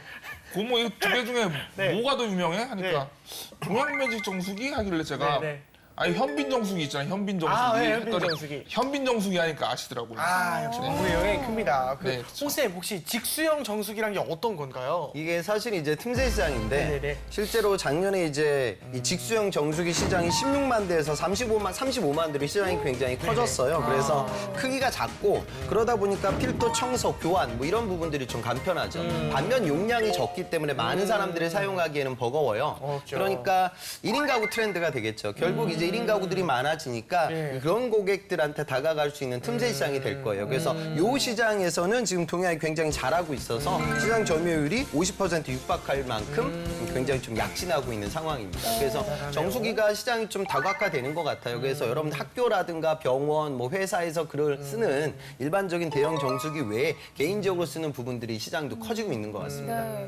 동양 매직 하면은 가스레인지를 좀 떠올렸는데 네. 다양한 분야에서 선전을 하고 있었네요. 동양 매직의 경쟁력 어떻게 전망할 수 있을까요? 그러니까 아무래도 제품 경쟁력이라는 측면에서는 동양 매직은 기존부터 이런 물론 업은 다르지만 뭐 가스버너라든가 다른 가전 산업을 만들었던 업력이 많은 기업이에요. 그러다 보니까 제품 자체의 기술적인 경쟁력을 좀 끌어올리기 위한 노력을 진행한 것 같고요. 그다음에 틈새 시장을 공략하기 위한 노력도 진행 중입니다. 그리고 우리나라 모든 국내 가전 사업이 마찬가지지만 향후에는 좀 글로벌 시장에 나아가기 위한 그러니까 시장이 지금 어느 정도 양사가 발전하고 있지만 사실 우리나라 정수기 시장이라는 게 뭐 그렇게 폭발할 만큼 블루오션은 아니거든요. 그래서 모두가 좀 세계 시장을 바라보기 위한 노력이 향후에는 좀 필요할 것 같고 우리는 좀 그런 모습들을 지켜봐야 할 것 같습니다. 알겠습니다. 네, 이번에는 학생들의 궁금증을 한번 들어보겠습니다. 영상으로 확인하시죠. 요즘 이제 추세가 파는 게 아니라, 그러니까 그 정수기를 파는 게 아니라 렌탈 서비스로 그렇죠, 렌탈이죠. 추세로 흘러가고 있으니까 혹시 이제 회사 매출이나 그런 수익이 좀 떨어지지 않았는지. 렌탈을 하게 되면 정수기 생산을 할 때 그런 거에서 좀 문제가 생길 텐데 그런 거라던가 아무튼 이렇게 렌탈이라는 사업 자체에 약간 전망성? 전망성. 웅진이 이제 대학생 공채를 뽑으면요. 그 대학생 공채들이 하는 일이 뭐 흔히 말하는 방문 판매 같은 거 대학생들도 하는 일이 그게 좀 궁금해서요. 저 렌탈 회사잖아요. 네네네. 그럼 렌탈이라고 하면 되게 정수기를 그냥 파는 것보다는 돈을 더 적게 벌 것 같은 느낌이 드는데 어떻게 직원들한테 월급을 주는지 월급이 얼만큼 되는지 되게 궁금해요. 학생들이 렌탈 시스템에 대해서 좀 궁금해하는 것 같아요. 단순히 렌탈만 해주는 게 아니라 연구도 해야 되고 생산도 해야 되고 또 그걸 분류를 해서 고객 관리도 하고 이런 거를 되게 많이 하잖아요. 근데 그러면 그 팀을 다 따로 뽑는 건지 아니면 한꺼번에 뽑는 건지 그게 궁금해요. 네, 학생들의 궁금증 들어봤습니다. 아무래도 이 렌탈 시스템에 대해서 좀 생소해하는 것 같은데 어떤 질문들이 좀 있었죠? 일단 렌탈 시스템 자체가요. 단순히 판매를 하는 것보다 그 사후 관리도 더 많이 들어가고 아니면은 다시 반납하는 구조기 때문에 잉여 생산물도 생기고 그럴 수가 있잖아요. 그쵸. 근데 오히려 그 이용자들은 또 렌탈 시스템에 조금 저렴한 느낌의 가격 그거에서 많은 사랑을 받고 있는데 뭔가 그렇다면은 렌탈 시스템이 그냥 단순 판매보다 렌탈이 증가함으로 인해서 기업 내의 수익 구조의 변화가 좀 어떻게 됐을지 오히려 수익이 떨어졌을 수도 있겠다는 생각을 좀 많이 하더라고요, 친구들이. 오, 그럴까요, 선생님? 좋은 질문이네요. 네네. 근데 실적을 보면 이제 우리가 예측을 할 수 있는데 지금 코웨이 같은 경우가 작년 매출이 2조 3천억이고 영업이익이 4,600억 정도의 수준이에요. 근데 여러분들 우리나라 지금 코스피 시장에 상장되어져 있는 주 기업들의 영업이익률이 보통 한 5%도 채 안 되거든요. 그러니까 이 정도 수익률은 어마어마한 겁니다. 그러니까 실제로 지금 코웨이가 계속 신고가를 갱신하고 있는 상황이거든요. 그 이야기는 그러니까 그렇게 생각하면 되겠죠. 단순히 마진을 제외하고 이번에 매출을 발생시켜서 내가 얻는 이익도 물론 이제 가치가 있겠는데 전체적인 렌탈이라는 건 진입 장벽이 낮아지거든요. 그러니까 과거에는 내가 저 100만 원짜리 정수기를 못 사는 고객들이 시장으로 들어올 수가 있겠죠. 그래서 그런 부분들이 아마 사업성이 넓어지는 것 같고 앞서 말씀드렸다시피 수많은 고객 데이터를 활용할 수 있는 그 플랫폼을 깔 수 있으니 그를 활용해서 부가적인 매출까지 연계될 거예요. 그래서 코디라는 관계가 그다음에 또 물건은 이제 언제든지 갈아칠 수가 있지만 내가 애프터 서비스를 바꿔 사후 관리 받는 부분들을 쉽게 바꾸기가 좀 어려운 부분들이 없지 않아 있거든요. 그런 좀 시장을 확보하고 있는 노력을 좀 여러분들 느끼게 되면 기업의 이익률을 좀 가늠할 수 있을 것 같습니다. 그렇군요. 알겠습니다. 또 다른 질문도 있을까요? 네, 일단 정수기나 렌탈 업체 같은 경우에는 생산부터 서비스 관리까지 되게 다양한 업무가 있을 거잖아요. 근데 아무래도 확실히 저희는 그 정수기 회사 하면은 뭔가 방문 판매 이런 이미지를 먼저 떠오르게 돼서 실제로 대학생 공채에서 뽑힌 그 학생들은 어떤 업무 쪽으로 배분이 되는지 그런 직군에 대한 질문이 많았습니다. 실제로 최근 공채에 뽑았던 직군들을 보면 뭐 선행기술, 그러니까 R&D 파트도 있고요. 그다음에 뭐 구매, 경영 지원, IT 뭐 다 똑같습니다. 그러니까 일반적인 제조업에서 진행되는 거하고 다 똑같아요. 그런데 다만 이제 영업망이 좀 달라지겠죠. 그러니까 제조 영업이라고 하면 뭐 유통망을 활용해 가지고 정수기를 많이 판매할 수 있는 물론 지금도 그런 매출이 일부 존재하겠죠. 하지만 이번엔 사후 관리적인 부분. 그러니까 이런 거라고 생각하시면 될 것 같아요. 그러니까 구직 시장에서 보험 이런 것들은 네트워킹을 기반으로 세일즈가 이루어지고요. 그다음에 아모레퍼시픽 같은 화장품 회사에도 방판 영업이라는 채널이 있죠. 그러니까 여기서도 이제 그런 채널을 관리하게 되는 포지션이 있겠죠. 그러니까 여러분들이 직접적으로 뭐 정수기 코디 같은 업무를 진행한다기보다 그런 영업 관리자적인 성향을 확인하고 또 그런 지역 거점 영업들이 또 이루어지고 있거든요. 그래서 유통 영업적인 요소인가 제조사인데도 일부 발현되어서 영업 채용이 이루어진다. 이렇게 이해하시면 좀 빠를 것 같습니다. 그리고 그 요새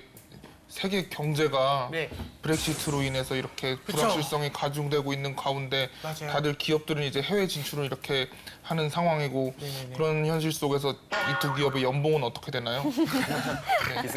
연봉 수준은 15년도 좀 대졸 초임 베이스를 보면 코웨이가 한 3,800 정도, 그다음에 동양이 한 3,200 정도. 그래서 통상적인 뭐 비교해서 전자산업과 비교해서 크게 달라질 건 없다. 그 정도 수준으로 생각하시면 되죠. 제가 궁금한 거, 두 기업의 채용은 좀 어떻게 진행이 되나요? 그렇죠. 그러니까 지금 코웨이 같은 경우에는 서류 전형, 그다음에 직무적합성 평가 시험도 또 봐야 되고요. 그다음에 1차 면접, 또 케이스 면접, PT 면접 뭐 그런 부분들이 이루어지고 마지막에 또 임원 면접으로 진행이 돼요. 그래서 어찌 보면은 이제 예전에는 뭐 삼성, LG, 현대 뭐 이런 굵직굵직한 대기업들만 적성 시험이 치러졌었는데 요즘은 이 정도 사이즈의 기업들 물론 이제 오늘도 큰 기업 이야기를 하고 있지만 중견기업들이나 히든 챔피언 기업들의 적성 시험도 많이 이루어져요. 그래서 방송 보는 분들 중에 9월 공채 시즌을 내가 생각을 한다. 그럼 여러분들이 9월 달에 자소서 쓰고 10월 달에 적성 시험을 봐야 하거든요. 그래서 그 준비를 바로 좀 시작을 하고 계셔야 됩니다. 알겠습니다. 자, 그럼 이외에도 두 기업에 대한 이제 또 한간의 소문 카더라도 알아봐야겠죠. 자, 맥스형. 네, 카더라는 두 기업 채용에 대해서 좀 준비를 해봤는데요. 먼저 코웨이는 아까 잠시 언급해 주셨지만 직무적합도 검사를 한다. 카더라. 사실인가요?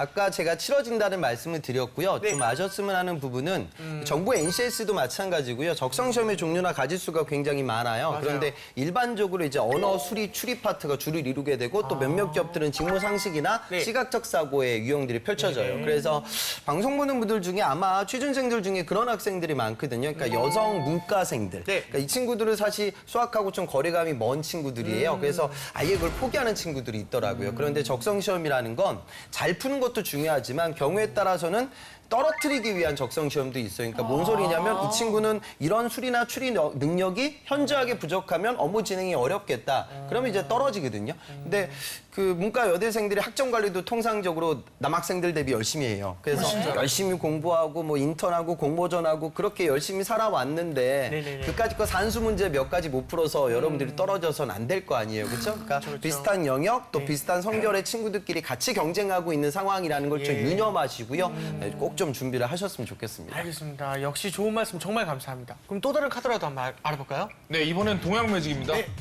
동양매직은 서류 전형에 자기소개서와 함께 역량기술서를 작성해야 한다. 카더라. 네, 사실인가요? 역량기술서? 이게 아까 제가 말씀드린 ACS 채용 트렌드, 삼성도 이제 서류 전형의 직무적합성 평가거든요. 그러니까 자기소개서는 과거에 좀 빤한 항목들, 그러니까 뭐 장점, 단점, 성장 과정, 지원 동기, 입사 포부 이런 거였는데 이 직무 위주의 이력을 기업이 더 많이 확인하려고 해요. 그래서 역량기술서라는 부분들은 뭐 기업마다 네이밍은 좀 다르지만 직무 관련된 경험들을 좀 디테일하게 팩트 위주로 많이 적으라고 좀 가이드라인을 줍니다. 그러면 또 이런 부분들을 또 나중에 면접장 가서 또 확인을 받게 되거든요. 그래서 여러분들은 항상 이력서라든가 자소서를 준비하실 때 인성적인 이야기 또는 기업 관련된 분석 이야기가 들어가기는 해요. 하지만 중심이 돼야 되는 건 항상 직무와 관련된 여러분들의 직접적인 경험이니 그런 부분들을 역량기술서의 팩트 위주로 뭐 기간, 그다음에 나의 미션, 그 당시 어려웠던 부분, 그래서 내가 이 성과를 통해서 배우게 된 나의 지식과 경험과 이력 뭐 그런 것들을 좀 체계적으로 정리하는 작업을 미리미리 대비해야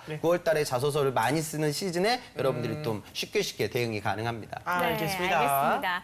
자, 지금까지 코웨이와 동양매직에 대해서 이야기 나눠봤는데요. 두 기업 중 어떤 기업이 취향에 맞는지 한번 알아볼까요?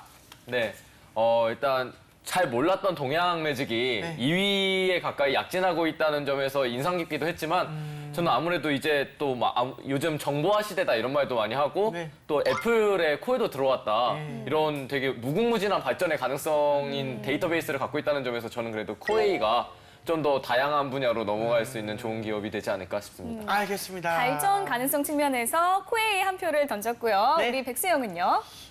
저는 확고부동한 1위가 있는 시장에서 무언가 약진을 할 수 있다는 것이 굉장히 어려운 일이라고 생각하거든요. 더군다나 그 기업이 어려운 상황에서 그런 일을 해낸 동양매직은 진짜로 저력 있는 회사가 아닌가라는 생각이 들었어요. 맞습니다. 네, 그래서 저는 동양매직 쪽으로 손을 한번 들어주고 싶습니다. 옛날에 한번 백승이 했던 말씀이 가장 기억에 남았던 게 1위 기업은 계속 1위를 해줬으면 좋겠다. 왜냐면 2위 기업이 더 추격할 수 있게 또는 2위 기업이 열심히 추격해서 1위를 따라잡았으면 좋겠다. 1위 기업이 뒤처지지 않게 이런 말을 한번 해준 적이 있었는데 그런 말처럼 약간 좀 이렇게 1위를 하는 기업이 있는 상황에서 2위 기업이 이렇게 올라오고 이런 부분들이 되게 사실적으로 참 바람직하다고 생각이 듭니다. 저는 제가 그런 말을 했는데 잘 몰랐어요.